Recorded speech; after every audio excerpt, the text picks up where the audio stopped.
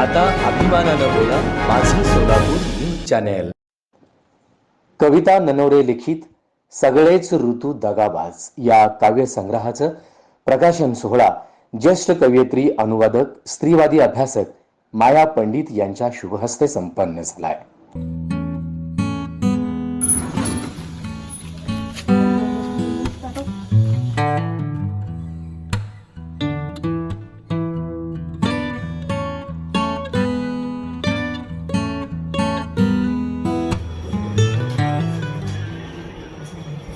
प्रकाश माझ्या पुस्तकाची शिदोरी पाठवली सगळ्यांसाठी.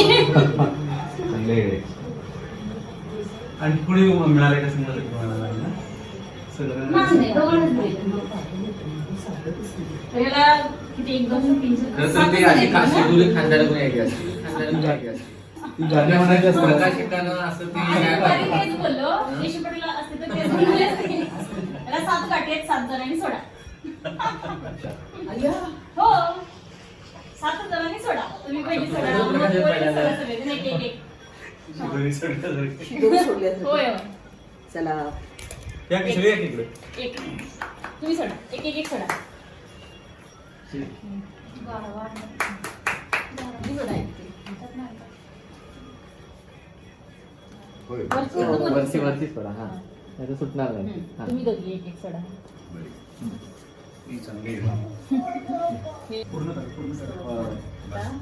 आता मी ना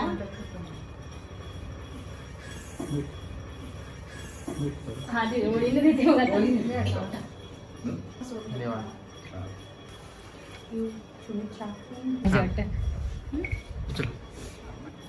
थँक्यू.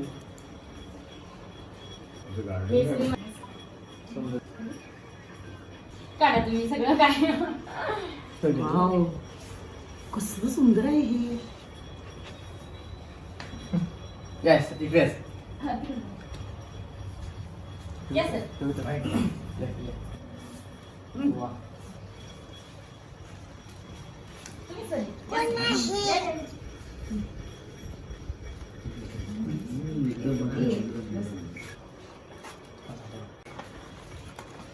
एक एक 5 1 2 3 4 5. तो पण एक कोपऱ्यात काय आहेस पण? इकडे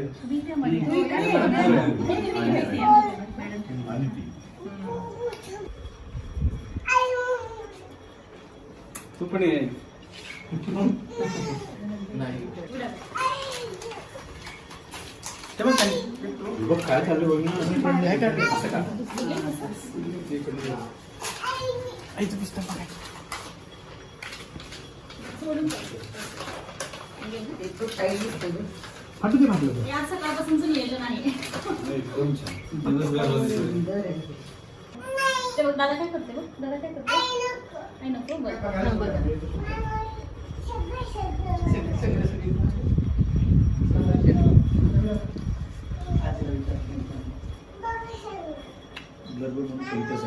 होय. काय? माझी कविता छापली. कोण बोलतो पहिल्यांदा? तुम्ही बोला 5 मिनिट. नाही, मॅडम तुम्ही शेवटी आता बोलते. बोलत होता. बोला की ज्येष्ठ. नंतर शेवटी मी बोलते. प्रकाशनासाठी जमलो. पुस्तकाचं प्रकाशन झालं असं मी पहिल्यांदा जाहीर करतो. छोटासा अगदी इन्फॉर्मल असा सगळ्या आपल्या लोकांच्या कोणी ओळखीचं नाही असं नाही, सगळेजण लिखाणातून किंवा बोलण्यातून परिचित आहेत आणि त्यामुळे आपण सगळे इथे जमला आहात म्हणून मला स्वतःला वैयक्तिकरित्या फार आनंद होतो. खरं म्हणजे या पुस्तकाचं प्रकाशन माझ्या हस्ते व्हावं अशी काही माझी योग्यता आहे असं मला वाटत नाही, पण तरी हा बहुमान मला येशू आणि कविता यांनी दिला, याच्याबद्दल मी आभारी आहे. काल कवितांचं पुस्तक मला मिळालं, कवितांचं पुस्तक. मी काही कविता वाचल्या आणि मला खूप आवडल्या त्यातल्या काही कविता. मला ह्या कविता माझ्या खूप जवळच्या आहेत असं वाटलं लेखनात. म्हणजे ज्या पद्धतीची कविता मला आवडते त्या पद्धतीची कविता किंवा मी लिहिते त्या पद्धतीची कविताही लिहिते असं मला वाटलं. आणि एक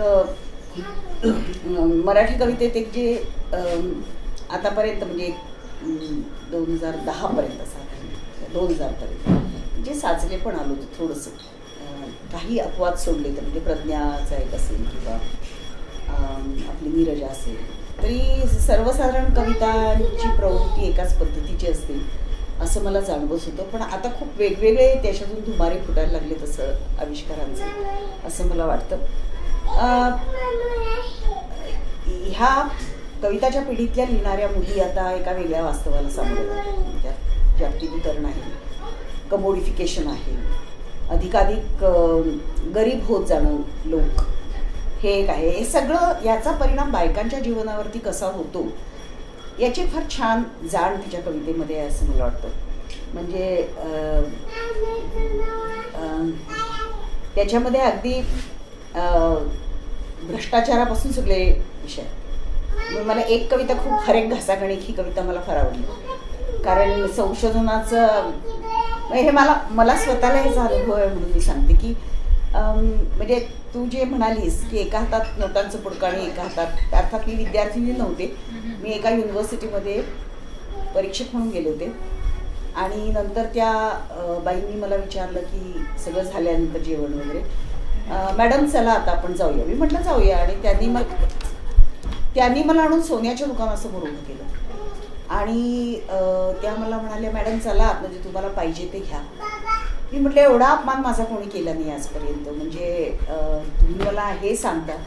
तर आमच्या आणि महाराष्ट्रातलंच विद्यापीठ आहे, आमच्या हेड ऑफ द डिपार्टमेंटनी मला असं सांगितलं की BADच्या लोकांसाठी, परीक्षकांसाठी इंटरव्ह्यूला व्हायला 50,000 किमान खर्च तुला करावा लागेल. तर ती मला म्हणाली 50,000 साधारण म्हणजे 60 झाले तरी चालतील, तुम्ही काहीतरी सोन्याचा दागिना घ्या. मला इतका संताप आला. मी म्हटलं आता मी इथे तुमच्याबरोबर गाडीत आहे म्हणून जाऊ, बाकीचा सगळा विषय सोडून दे. पण आणि ही पहिली एकच असा अनुभव आहे असं नाही, पण असे अनेक अनुभव म्हणजे नोटांची पुडकी घेऊन येणारे बॅगमध्ये असे लोक, अशा बऱ्याच गोष्टी घडतात. आणि ह्या कवितेत मला ते खूपच आधी सरळ नाही म्हणाले आणि मग ते कविता अशी सांगते की मी आतून कडीसुद्धा लावून घेतली. आणि नंतर मग काय होतं, तर मग शेवटी तिला ते सगळं करावं लागतं त्या व्यक्तीला, आणि मग घासागणिक खडा लागत राहतो. तो खडा माझ्याही दाताखाली फार जोरात चावला गेला असं मला वाटतं. म्हणजे नंतर आणखीन एक मला खूप आवडली, ती गल्लीतल्या एका घरामध्ये इतक्या स्त्रिया आहेत आणि या घरात काय, त्या घरात काय, त्या घरात काय, त्या घरात काय, एकूण सगळं म्हणून एक अंधाराचं साम्राज्य आहे स्त्रियांच्या आयुष्यामध्ये. त्याच्याबद्दल फार टेलिंगली लिहिलेली कविता आहे.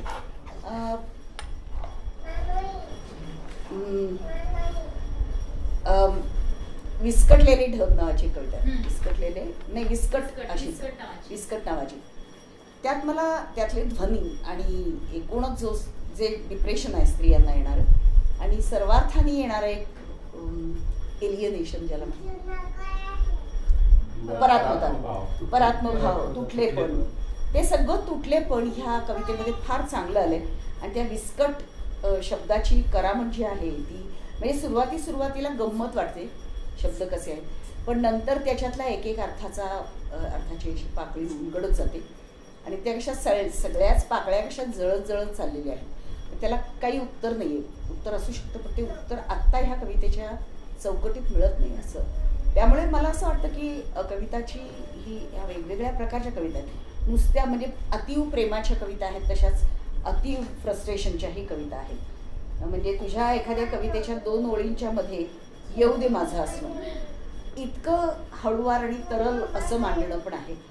आणि काही कविता अशा खूप दमदार जोरात घाव घातल्यासारख्या आहेत. पण मला असं म्हणायचं की कविताच्या या सगळ्या रचनांमध्ये एक काय म्हणतात घुसमट तर आहेच, पण एक आतून दबाव येतोय खूप हे लिहावं असं. म्हणजे जरी ती म्हणाली मनोपृष्ठावर की हे माझं नाही आहे, हे मला लिहायचं नव्हतं पण ते मी लिहिलं, आणि ते काय होतं ते बहुतेक जणांना माहीत असतं की स्त्री पुरुष दोघांनाही. म्हणजे मला असं वाटतं की परात्मभाव येतो तेव्हा तू एक स्त्रीलिंगी क्रियापद वापरल्यास म्हणून केवळ तो स्त्रीचा परात्मभाव येतो असं नाही. इथल्या खूपशा कवितांना एक जे द्वैत असतं ते द्वैत नाही आहे. म्हणजे स्त्री आणि वेगळी आणि पुरुष वेगळे असं नाही आहे. अनेक कविता ह्या स्त्री असा किंवा पुरुष असा त्या तितक्याच पद्धतीने माणसाला लागू शकतात. सगळ्याच कविता म्हणजे पोरी एक ध्यानात ये ही मला आवडलेली आणखी एक कविता, किंवा मी नुसतीच पाहत राहिली, ही पण मला खूप आवडलेली कविता. म्हणजे घरामध्ये कधी काळी आपण सोडून गेलो होतो या आशेने की आपण राहू कधीतरी एकत्र, होईल सगळं नीट. आणि मी सगळं केलं म्हणजे कुत्र्या मांजरांपासून मी सगळ्यांची काळजी केली आणि तरीही माझ्या वाट्याला ही परात्मता, हे तुटले पण का. म्हणजे अशा त्या 4-6 वेगवेगळ्या थीम्स आहेत असं मला वाटतं. आणि मला फार आनंद झाला की मी आपलं म्हणजे माझा खरं म्हणजे काही असा संबंध नाही, आपण कधी भेटलो नाही पूर्वी, मी तुझ्या कविता आधी वाचलेल्या नाही, पण त्या वाचल्यानंतर मला खूप असं एक आत्मप्रत्यय येतो म्हणतात तसं आला. आणि आय एम व्हेरी हॅपी. मला फार आनंद झाला की येशूनी मला ही विनंती केली, माझा बहुमान झाला असं मी मानते. सो तुझ्या पुढच्या वाटचालीला खूप शुभेच्छा आणि खूप कविता लिहित राहा. धन्यवाद. आत्ताच कविता नवरे यांच्या सगळेच ऋतू दगाबाज या संग्रहाचं प्रकाशन झालं. या कवितेतलं बाईचं तुटलेपण किंवा परात्मता आणि त्याची रूपं कशा पद्धतीने व्यक्त झाली त्याचं फार चांगल्या गोष्टी सांगितल्या. मराठीतली नवी कविता, विशेषतः स्त्रियांची कविता ही खूप वेगळ्या स्वरूपाची कविता आहे आणि या कवितेवर आधुनिकतेचे किंवा आधुनिकवादाचे खूप मोठे संस्कार झालेले आपल्याला दिसतील.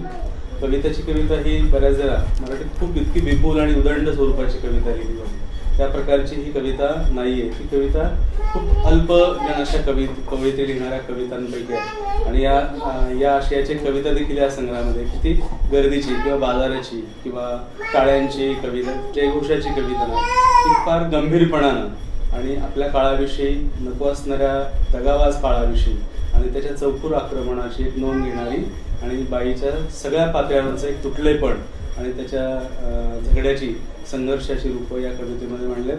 2 रूपं या कवितेत सतत भेटत राहतात. एक या कवितेतल्या निवेदित किंवा जी कवितेतली मी आहे तिचा जो त्याच्याशी संवाद साधला आहे तो वेगळ्या प्रकारचा आहे. तो संवादी आहे, विसंवादी आहे, मौनाचा आहे, तुटलेपणाचा आहे. तर त्यातली रूपं, त्याच्याविषयीची दोघांच्या परस्पर संबंधातली रूपं, असं एक सूत्र या कवितांमध्ये सतत भेटत राहतं. तो देखील बऱ्याचदा नकाराच्या स्वरूपाचा देखील आहे की पाठलाग करणाऱ्या नकोशा प्रियकरासारखं रूप देखील या कवितेमध्ये आहे. आणि दुसरं एक सूत्र या कवितेमध्ये की जो विषय मॅडमचा देखील फार आस्थेचा विषय आहे की समाज, परंपरा, धर्म, चौकटी, समाजाच्या सगळे कानून्स याच्याबद्दल एक नकाराची भावना आणि बाईला सर्व बाजूनी जे घेरलेपणाची जाणीव असते ती तिच्या देहाबद्दल असतील, पुरुषांच्या विकृत अशा नजरेबद्दल असेल, पुरुषांच्या नजरेबद्दल असेल, तर त्याविषयी एक नकाराची भावना सातत्याने या कवितेमध्ये व्यक्त झालेली आहे आणि त्याविषयीचं एक मनोगत, एक आधुनिक दृष्टिकोनातून या कवितेतली मी सतत बोलत राहते की हे नकोस आहे, हे असं आहे स्वरूपाचं आहे आणि मनाला हे जास्त आणि त्याच्याविषयीचं एक भावकल्लोळ तिच्या मनामध्ये जो आहे तो या कवितेमधून सतत झरत राहिलं असं आपल्याला दिसतं. दुसरं या कवितेचं मला खूप चांगलं वैशिष्ट्य जाणवलं की मराठी कवितेमध्ये अत्यंतिक रोमॅन्टिक स्वरूपाची भावपर्ता असते ती या कवितेमध्ये छाटून टाकलेली आहे. मराठी कवितेमध्ये तो आणि त्याच्या संबंधाबद्दल, त्याच्या आणि तिच्या संबंधाबद्दल फार विरहात, उत्कट, तरल असं काहीतरी गौडबंगाल स्वरूपाची भावपर्ता खूप मराठीमध्ये आहे. इंदिरा संतांच्यापासून खूप मोठ्या प्रमाणात. तसा लवलेश या कवितेमध्ये रोमॅन्टिकपणाचा किंवा भाव कवितेचा कुठेही सापडत नाही. हा स्वर हा फार वेगळा वाटतो आणि स्त्रियांच्या भाषेवरती चौकटींचा खूप दहशत असते किंवा भीती देखील असते. तर ते कवितेमधून उधळून लावण्याची देखील त्यांची फार चांगली स्टाईल आहे की जे शब्द निषिद्ध मानले जातात किंवा स्त्रियांनी बोलू नयेत किंवा त्यांच्या बोलण्यावरती जो एक अंकुश नियंत्रण बंधन असतं, तर अशा शब्दांचा फार धीटपणानं त्या संवेदनांचा फार चांगल्या धीटपणानं वापर या कवितेमध्ये तिने केलेला आहे. कविताची कविता ही आधुनिक जाणीवांची आणि चांगल्या संवेदनांची कविता आहे आणि ती खूप शक्यता तिनं खूप आणखी अशा शक्यता तिच्या कवितेमध्ये खूप तिने वाचावं. हिंदीमधली कविता असेल किंवा आधुनिक दृष्टीची कविता असेल, तिच्या खूप शक्यता तिच्या कवितेमध्ये सामावल्या आहेत. ही कविता अनेक लोकांपर्यंत जावी, त्याच्यावर चर्चा व्हावी आणि चांगली कविता अधिक माणसाला समृद्ध आणि संपन्न करत देखील असते. त्याच्या खुणा या कवितांमध्ये आहेत. एवढं या कवितेबद्दल सांगतो आणि थांबतो. बोला.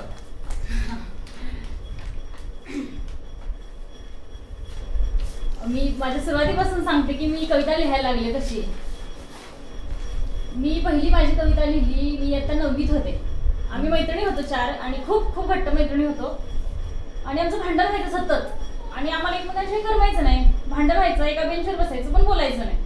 मग असंच एकदा भांडण झालं आणि मला काय झालं माहित नाही. पुढे तास सुरू होता, हवल्यात कुठे तरी आज वही होता आणि मी पेन घेतला आणि काहीतरी लिहायला लागली. मग मला ते लिहून झाल्यावर असं वाटलं की हे कवितासारखं दिसतंय काहीतरी. मग नंतर मी एका सरांना दाखवलं, ते म्हणजे हा छान लिहिलं, तू असं काहीतरी लिहित राहायचे. म्हणजे मी ज्या बॅकग्राऊंड मधून आले ना तिथं म्हणजे वाचन लिहिणं काहीच नाहीये तिथं. म्हणजे त्यांना आता पुस्तक येतंय आणि हे माहिती हा पुस्तक येतंय, पण त्याचं काय किंवा त्याच्यात काय असेल एवढं काही त्यांना त्याचं हे नाहीये, जाणीव नाहीये त्याची. मग ही लेखक साहित्यिक मी असं लांबून बघायचे आणि मग कुठेतरी कार्यक्रम वगैरे असला तिथं जायचो आम्ही आणि असं भारी वाटायचं की बाबा कसलं छान आहे, यांचे लिहितात आणि यांची पुस्तकं प्रकाशित होतात, आपण पण भविष्यात असं काही करू का असं वाटले. मग पुन्हा मग मला हे पण माहित नव्हतं की अशा नियतकालिकांमध्ये वगैरे कविता छापून येतात. म्हणजे मी माझ्या ज्या कविता छापून आल्या तीच नियतकालिका पहिल्यांदा म्हणून वाचली. कविता रती असेल, खेळ असेल, प्रतिष्ठा असेल किंवा बाकी कुठलीही नियतकालिका, चांगली नियतकालिका माझी कविता छापून आली आणि मग मला त्या संपादकाने तो अंक पाठवलाय. मग त्यावेळेस मी तो अंक वाचला, नाही तर मला ती उपलब्धीच कधी झाली नाही. म्हणजे ते एक काय प्रिव्हिलेज ते मिळालंच नाही. मग बऱ्याचशा कविता झाल्यानंतर खूप म्हणजे मला रणधीर शिंदे सरांसारखे वगैरे अंकात कविता वाचून मला मेसेज वगैरे केलेला रणधीर शिंदे सरांनी खूप 2-3 वेळा की तू मी छान लिहिता वगैरे असं. मला असं भारी वाटायचं ना, रणधीर शिंदे सरांनी आपल्याला मेसेज केला. अशा खूप लोकांनी मला असं पाठबळ दिलं माझ्या कवितेला. मग मला असं वाटायला लागलं की हा आपण योग्य मार्गावर आहोत, आपली कविता ठीक आहे. म्हणजे समीक्षक 4 आपल्याला फोन करतात किंवा एकदा मला माझ्या मुक्त शब्दामध्ये कविता छापून आल्यानंतर भमा परसवाळे सरांनी फोन केलेला. मग त्यांनी फोन केला आणि मला हा माणूस पण माहितच नाही पहिली गोष्ट. मग ते म्हणजे मी भमा परसवाळे बोलतोय आणि तुमच्या कविता वाचल्या आणि त्यांनी मला स्पष्ट सांगितलं की तुझ्या 6 कविता याच्यामध्ये छापून आल्यात, 3 मध्ये अजिबात कविता पण नाहीये आणि 3 कविता म्हणजे चांगल्या आहेत. म्हणजे सर तुम्हाला जे वाटतं ते मला स्पष्ट सांगा, मला अजिबात राग येणार नाही. मग त्यांनी मला सांगितलं की 3 कवितांमध्ये खूप यांत्रिक पण आहे आणि 3 कविता तुला खूप चांगल्या जमल्यात. मग तेव्हापासून मी फार गंभीरपणे कविता लिहिताना विचार करायला लागले की जरी आतून आलं तरी आपण कागदावर मांडताना फार ते काय म्हणूया टेक्निकल होऊ नये कविता पण आपली, असं जरा विचार केला मी. असे बरेच लोक माझ्या कवितेच्या सोबत आतापर्यंत राहिलेले आहेत. मग मला संग्रह करा असं बरेच जण मिळून हिंदीत, इंग्रजीमध्ये, मराठी इतकी चांगली लोक लिहित आहेत आणि माझ्या कविता छापून आणि संग्रह करून काय एवढं होणार आहे या ह्याच्यातच होते. मग मला 2 येशू पाटलांनी 4 वर्षापूर्वी विचारलेलं तुझं पुस्तक करूया काय. नको सर, मला काय तेवढा आत्मविश्वास नाही माझं पुस्तक करायचं, मला खूप चांगलं लिहायचं आहे, अजून मी अजिबात समाधानी नाही आहे. कारण मी खूप ज्या कवित्री वाचल्यात आतापर्यंत ना, मला माझी कविता त्यांच्या जवळपास पण कुठेच वाटत नाही. म्हणजे मला त्यांच्या जवळपास तरी निदान जायचंय, तेव्हा कुठेतरी माझं पुस्तक यावं असं मला वाटेल. अजून पण मी समाधानी नाही की मी खूप चांगलं लिहिते किंवा काय. 4 लोक पाठीशी आहेत, कौतुक करतात, म्हणून इतकंच ठीक. मग येशू पाटील असा माणूस होता की त्याने मला पहिल्यांदा विचारलं की तुझं पुस्तक काढूया. दुसऱ्या अनेक प्रकाशकांनी विचारलं, पण येशू पाटील हे पहिले होते. मी येशू पाटलांना माझी स्क्रिप्ट पाठवून दिली, आवडलं तर छापा. म्हणजे मी कल्पना पण केली होती की भविष्यामध्ये मी काहीतरी लिहिन आणि त्याचं पुस्तक होईल आणि मी एवढ्या चांगल्या मोठ्या माणसांमध्ये मला गप्पा मारायला मिळतील किंवा ती मोठी माणसं माझं कौतुक करतील. मग छान वाटली की आपली कविता वेगवेगळ्या लोकांना वेगवेगळी भावते कशी किंवा वेगळे अर्थ त्यातून निघतात. आणि आता माझा संग्रह आलाय, मी हेच म्हणते की आता आलंय पुस्तक आणि बघा त्याचं काय करायचं तुम्ही, चांगलं म्हणा वाईट म्हणा.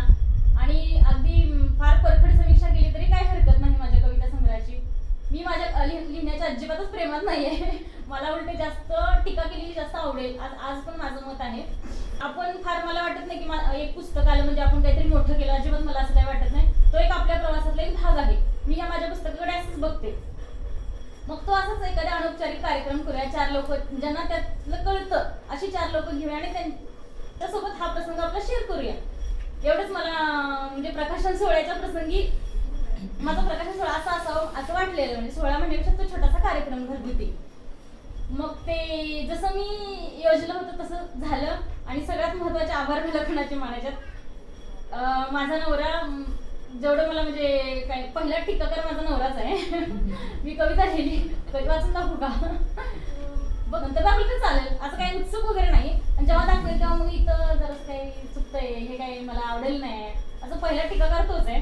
त्यातनं माझी कविता जरा आणि बरी होत चालली आहे. मी म्हणजे पहिला वाचक पण तोच आहे, टीकाकार पण तोच आहे. आणि मी फक्त लिहिलं, येशू पाटलांनी छापलं आणि तुम्ही सगळे 4 लोक उपस्थित राहिला म्हणून या छान कार्यक्रमाला आणि माझ्या आयुष्यभराच्या खूप छान आठवणी तयार झाल्या माझ्या पहिल्या पुस्तकाच्या. जसं माझं पहिलं बाळ आहे तसं माझं पहिलं पुस्तक आहे तसं.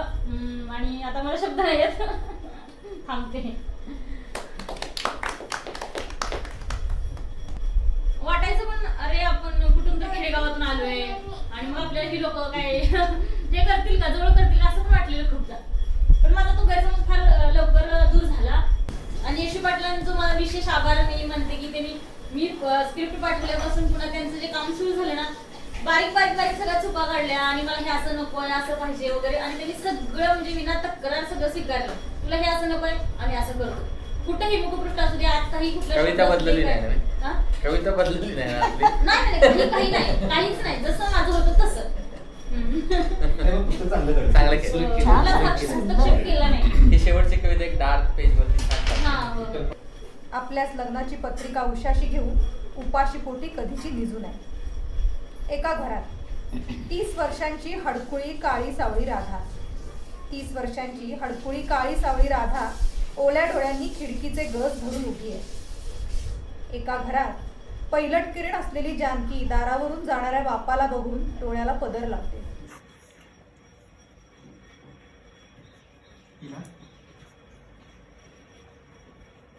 नाही, मला वाटतं काय की आपल्याला जो आवडतो नाही त्याला आपलं पुस्तक स्वतःच द्यावं लयच भारी गोष्ट. होय. कधीतरी तुमच्यासारखं मला लिहिता यावं.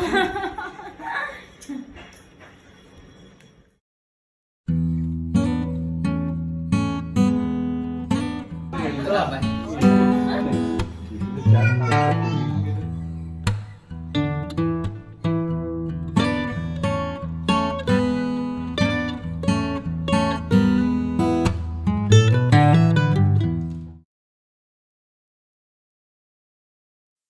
माझं सोलापूर न्यूज चॅनेल लाईक करा, शेअर करा आणि सबस्क्राईब करायला विसरू नका.